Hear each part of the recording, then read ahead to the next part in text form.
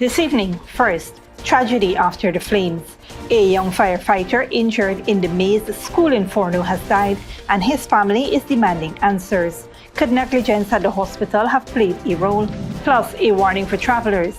Authorities sound the alarm over an online scam targeting passengers at the Cheddi Jagan International Airport.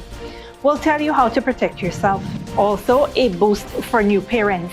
The government rolls out a newborn cash grant to help families with the cost of raising a child. Who qualifies and how much can parents expect? And a lifeline for Region 1. The MV Kimbia Ferry is back in action after a major $75 million upgrade. What this means for travelers and trade in the region. Finally, deadly airstrikes rocks Ukraine with rising tension between Moscow and the West. Stay tuned, these stories and more tonight on Headline News Update.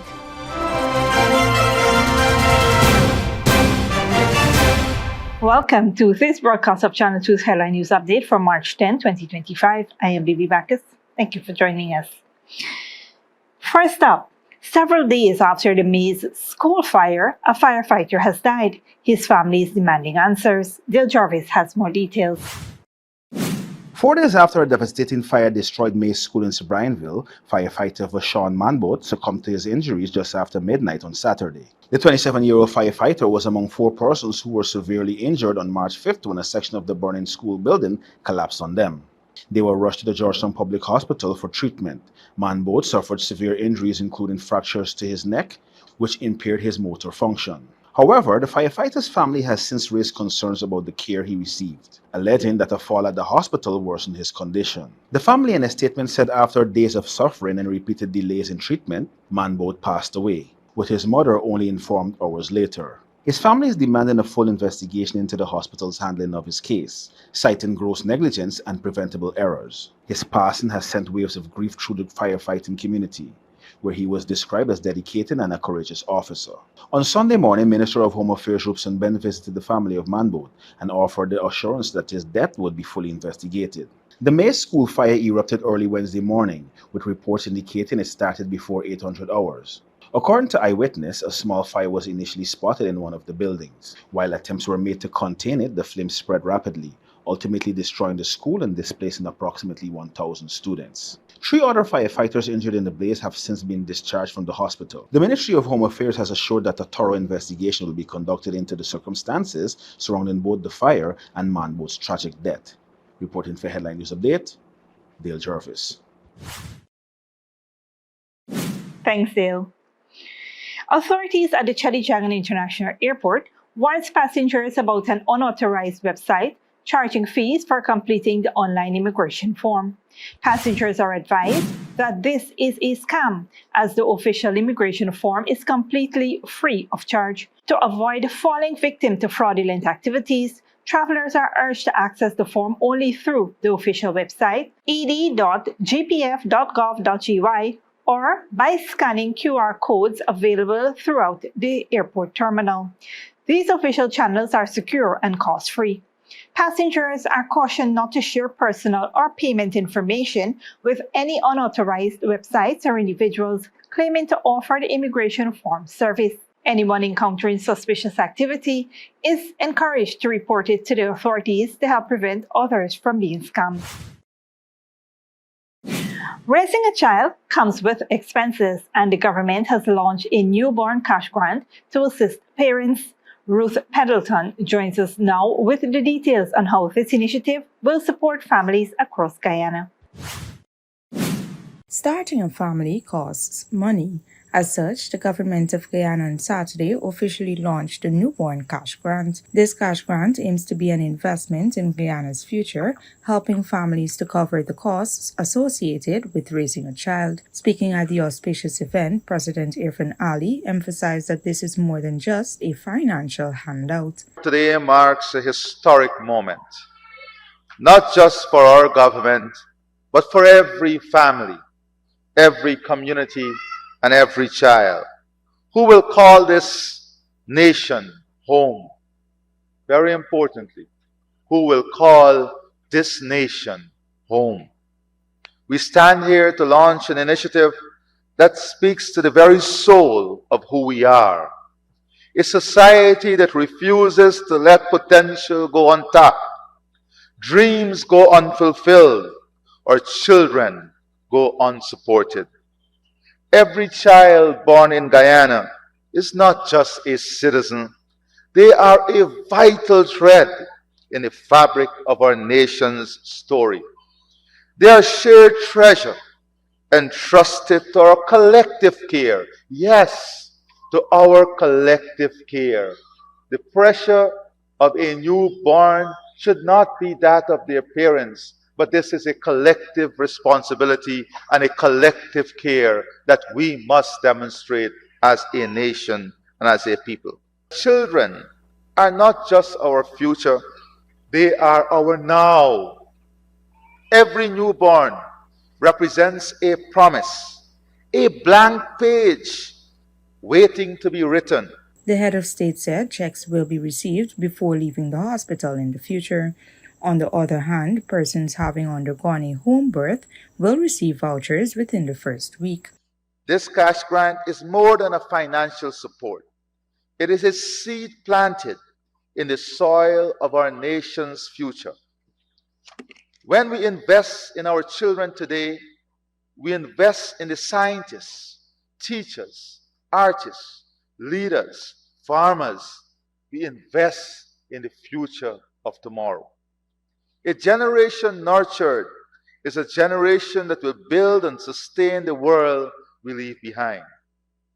As such, this cash grant must be seen not as a cost on the country treasury, but as a deposit into our children's future. It is a down payment on their ability to contribute meaningfully to our society. Speaking with DPI, here is what some of the new mothers had to say. Okay, I think it's a real great initiative, and I must commend the government for this initiative, and let's continue looking after the babies. I'm feeling so good, happy to have the benefit from the government. I'm so happy about it. Well, right now, I think most of us, we're feeling very happy. It's a great initiative, and thank you to the government. The initiative is open to all qualifying births with no other restrictions and will be provided retroactively to families with babies born in January and February 2025, amounting to over 2,000 newborns. Reporting for Safe TV, I am Ruth Pendleton. Stick around when we return. Crime chief to newly promoted detectives. The higher you rise, the sharper the knives. And Brazilian woman granted $75,000 bail in major gold smuggling case.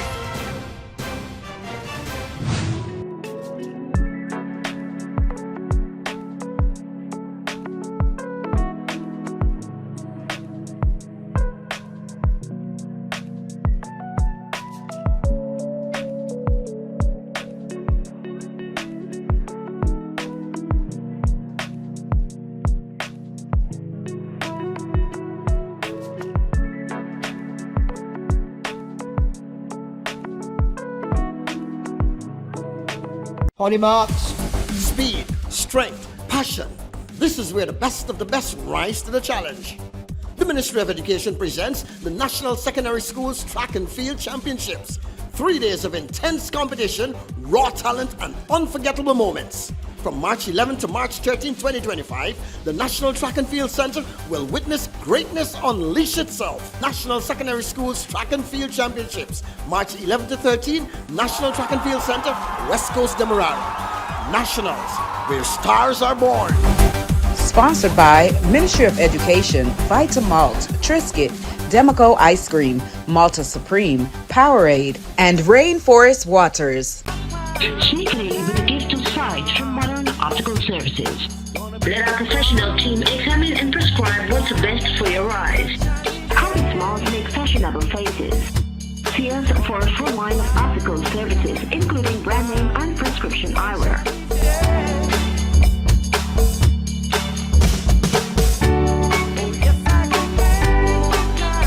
Modern Optical Services, 316 Middle Street, Georgetown. Telephone 226-1082. Good girl, forget things. Who's the problem, Granny? I want money for borrow for those surgery. I was dancing and I fall and fracture my hip. If you need some quick money, you should check Lender's Jewelry and Pawn Shop. Lender's Jewelry and Pawn Shop, Lot 238 South Road, Border, Georgetown. Get jewelry made to order in just 72 hours. We also accept vehicles. Lender's, best rates, longest payback period. Boys, I get through. Plus, I could dance again. Lender's Jewelry and Pawn Shop. Furnishing your home or office has never been easier. Here at Kissoon's, our inventory of locally made and imported furniture, offered at amazing prices, will leave you wanting more. From vinyl, floor rugs and carpets, bedroom, dining and living room sets, mattresses, pillows, office desk, chairs and filing cabinets, outdoor benches and tables. We have a piece of furniture for every room imaginable in your home or office. Check out our flagship store at Industrial Site Rijnveld or one of our branches in New Amsterdam, Port Morant, Riverton and Camp Street. Kissoon's Furniture, furnishing homes for over 50 years.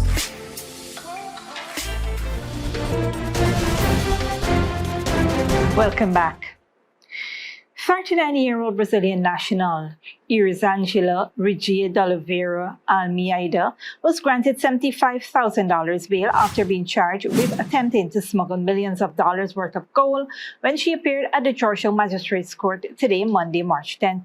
Almeida, a clothes vendor, was arrested in Letem on March 5th after allegedly purchasing gold from a person other than the gold board, bypassing the gold board's legal procedures. She was granted bail with the condition that she reported to the Special Organized Crime Unit every third Wednesday.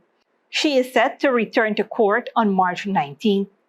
Almeida accomplice, 42-year-old salesman Albinio Vieira, was also arrested but released on $1 million station bail. During the operation, SOCO seized a large quantity of gold and over $26 million in cash.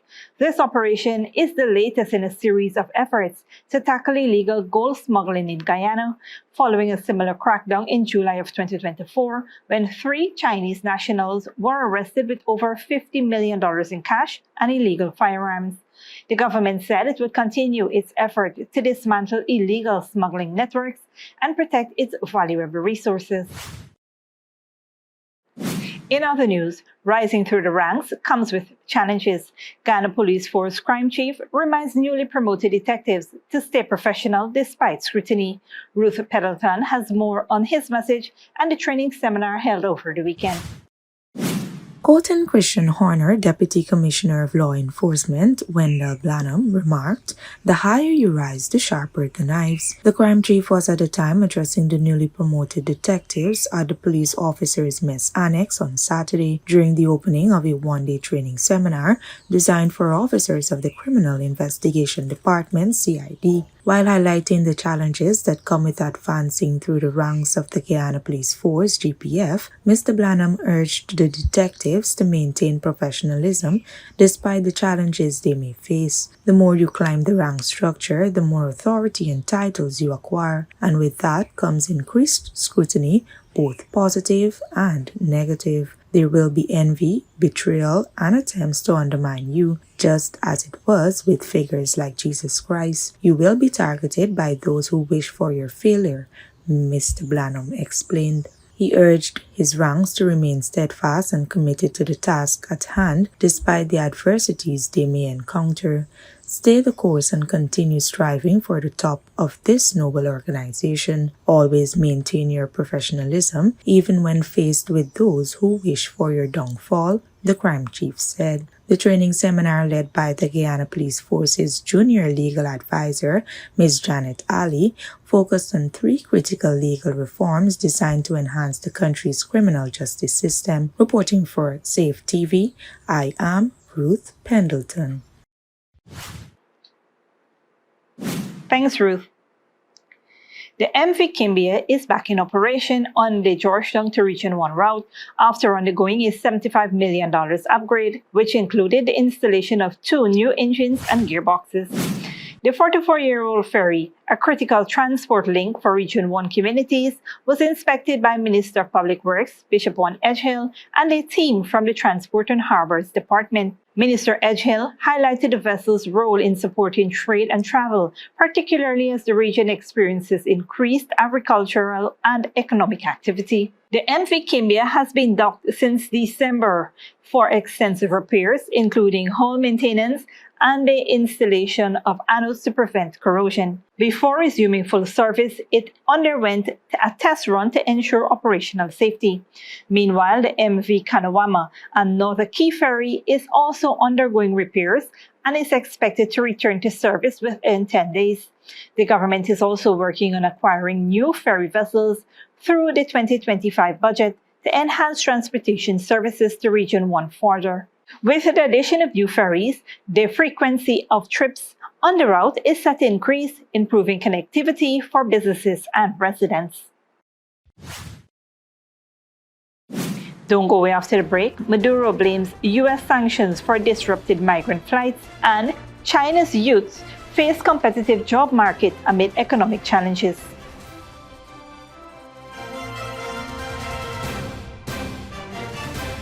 Furnishing your home or office has never been easier. Here at Kissoon's, our inventory of locally made and imported furniture, offered at amazing prices, will leave you wanting more. From vinyl, floor rugs and carpets, bedroom, dining and living room sets, mattresses, pillows, office desk, chairs and filing cabinets, outdoor benches and tables. We have a piece of furniture for every room imaginable in your home or office. Check out our flagship store at Industrial Site Rijnveld or one of our branches in New Amsterdam, Port Morant, Riverton and Camp Street. Kissoon's Furniture, furnishing homes for over 50 years.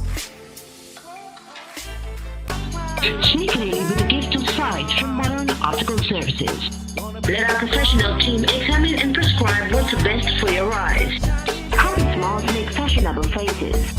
See us for a full line of optical services, including brand name and prescription eyewear.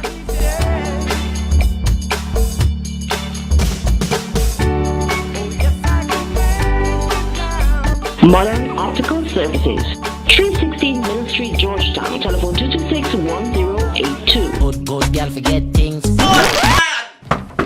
What's the problem, Granny? I want money for borrow for those surgery. I was dancing and I fall and fracture my hip. If you need some quick money, you should check Lender's Jewelry and Pawn Shop. Lender's Jewelry and Pawn Shop, Lot 238 South Road Border, Georgetown. Get jewelry made to order in just 72 hours. We also accept vehicles. Lender's, best rates, longest payback period. Boys, I get through. Plus, I could dance again.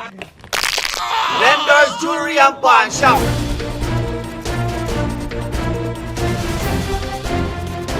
Welcome back. Now we take a look at what's happening in the region and around the world. In South America, Venezuelan President Nicolas Maduro claimed that U.S. sanctions have disrupted scheduled migrant return flights from the U.S. to Venezuela. His remarks followed the Trump administration's decision to revoke Chevron's license to operate in Venezuela, citing electoral reform concerns. Maduro criticized U.S. sanctions as an economic war and said they have strained communication between the two nations, though he did not directly link Chevron to the flight cancellations. Meanwhile, police in Colombia are demanding the release of 29 security officers in the southwestern region of Cauca. The government says they were kidnapped by members of a dissident faction of the FARC rebel group in retaliation for a crackdown on drug trafficking. Al Jazeera's Alexandra Rampieti reports. A brazen attack on security forces by FARC dissidents and civilians. Videos released by Colombian officials show an armored vehicle in flames as a crowd hurls stones at it in El Plateado in southwest Colombia. In the end, the Carlos Patiño's Front, a dissident FARC organization, kidnapped 29 policemen and soldiers in retaliation for a months-long military operation to retake the area. I categorically reject the kidnapping of our police officers at the hands of the criminal organisation Carlos Patino, constituting a blatant violation of international humanitarian law. I demand their immediate release. The group refused to sign a peace deal between the government and FARC rebels in 2016. Since then, the organization has expanded its grip on the Cauca region, an area known for narcotics trafficking. Colombia is facing its worst wave of violence in a decade, with active conflicts in the northeast and southwest. The latest escalation threatens President Gustavo Petro's efforts to disarm remaining armed groups through negotiations.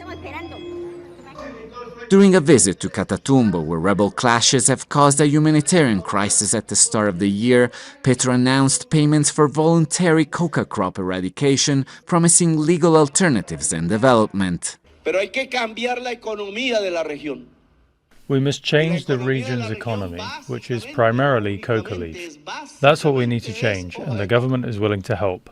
It won't be imposed. We're not here to destroy homes or crops. We're here to agree on the conditions. But critics say Petro's promises have yet to materialize. I think the pattern, unfortunately, for the Petro administration is that despite good intentions, they've had a lot of difficulty rolling out programs in the region. And that's a real problem if you're going to areas with great needs and a low level of state presence, promising to deliver those services and then failing to show results. An increasingly volatile situation for a government that pledged to end Colombia's 6 decades-old conflict, yet is now facing its resurgence. Alessandro Ampietti, Al Jazeera, Bogotá. We now turn our attention to Asia. China is set to see more than 12 million new graduates enter the job market this year, but there aren't enough jobs for them. Youth unemployment remains a persistent challenge for its sluggish economy. Al Jazeera's Jessica Washington reports. In cities around China, job fairs like this attract visitors from all over the country. We mainly want to hire college students who just graduated, so we can better train them. If he's older, his family may affect his work. One of the job hunters is Chin Sherlin. The 21-year-old computer science graduate is staying with his uncle while he looks for a job in the capital. I have applied for 30 or 40 jobs in the past 6 months. I found some work in my hometown. I worked in a supermarket and as a security guard. Millions of young people like Chin are navigating a challenging job market, as factors like the property sector slowdown, weak consumer spending, and an anticipated decline in exports weigh on the economy. The job market is getting increasingly competitive for graduates. More than 12 million young people are set to graduate this year. That's an increase of more than 430,000 compared to last year. Official numbers point to a youth unemployment rate of around 15%, but experts say the real number is likely higher, and the data doesn't account for young people who are underemployed. With the real estate sector down, that is construction down, infrastructure down, and new technologies not absorbing large numbers, you have a large body of people who simply can't find jobs at the moment. With an uncertain job market, competition is increasing for jobs in the civil service, which is seen as a stable career path, offering job security and perks like subsidized housing. More than 3 million candidates took the civil service exam late last year, an increase of more than 400,000 compared to the previous year. Despite the challenges, Chin says he is optimistic about his prospects. There are more opportunities in big cities. If you have a better job, you can also find a girlfriend. I have confidence. I can do it. It's his first time visiting a job fair, and it likely won't be his last. Jessica Washington, Al Jazeera, Shanghai. Finally, at least 14 people have been killed in overnight Russian airstrikes targeting Ukraine's eastern Donetsk and Kharkiv's region. The attacks come amid rising tension as former U.S. President Donald Trump threatens new sanctions on Russia, but claims cooperation with Moscow is easier than with Kyiv. Al Jazeera's Charles Stratford reports. Another night of death and destruction across eastern and southern Ukraine. The Ukrainian army says this burning residential building is one of a number of blocks of flats hit by Russian drones and ballistic missiles in the town of Dobropilya in the Donetsk region on Friday night. People have died here, a woman, my neighbour from that apartment, and in the 4th block of the building. Dobropilia had a population of 28,000 before the war. Most people have fled as Russian forces have gradually advanced around the strategically important town of Pokrovsk, which is around 20 kilometers away. Half of the buildings have burned out completely. This is a regular residential building. There were people inside. As for the preliminary information, there are killed and wounded. Rescuers are working at the site. They are fighting fires. Forensic investigators are documenting this crime. Pokrovsk has suffered some of the worst fighting in recent months. The town is almost empty and much of it completely destroyed. Russian forces are now only a few kilometers away, having slowly advanced from the east and south. I went to the nearby village to have a look. 2 shells exploded behind me. I'm concussed today, I think. I lost my hearing, that's all. Hopefully our soldiers will hold Pokrovsk. I want to be Ukrainian. I was born in Ukraine and I want to be here. But if the Russians occupy it, I'm definitely not staying. The Ukrainian soldier describes the challenges the army faces, trying to keep Russian forces back. They keep shooting. Drones and guided bombs are flying everywhere. It is clear that things are not changing for the better, only for worse. We hope that it will be over. Enough is enough. How long can one fight? I think that we need to reach an agreement. It is clear that we would like the negotiations to be held on normal terms, but no one can guarantee that to us. As the battle for Pokrovsk grinds on, the Ukrainian authorities have called for a day of mourning because of the sheer amount of people killed in those attacks on nearby Dobropilia. The Ukrainian army describes the strikes which hit multiple residential buildings as being one of the most brutal in recent times. Charles Stratford, Al Jazeera, Kyiv. This brings us to the end of our regional and global news coverage. Up next is the 3-day weather forecast.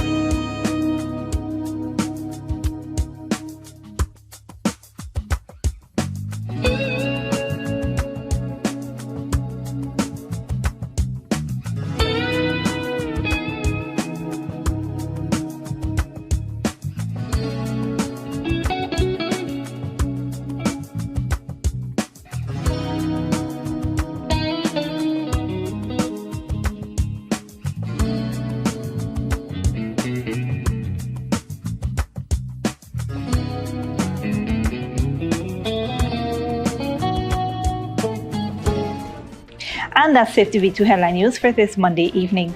As we take our leave, we invite you to follow us on Facebook and YouTube. You can tune in tomorrow at 6:30 a.m. for a rebroadcast and at 7 p.m. for more news. Until then, please take care of yourself and each other.